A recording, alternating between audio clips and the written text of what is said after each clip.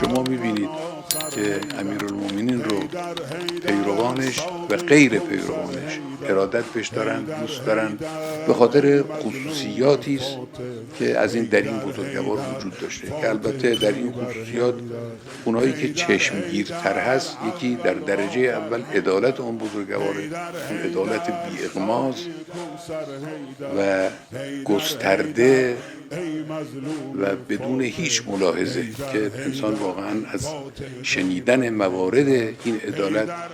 حیرت میکنه، یا اون زهد و بی‌اعتنایی به دنیا برای شخص خود.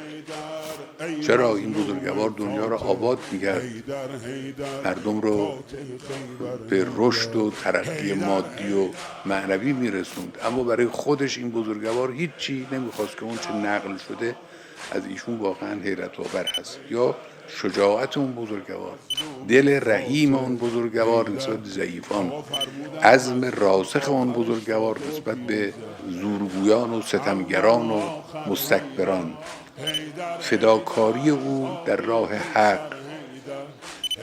گفتار او دریای حکمت، رفتار او کوه استوار. در همه این خصوصیات هم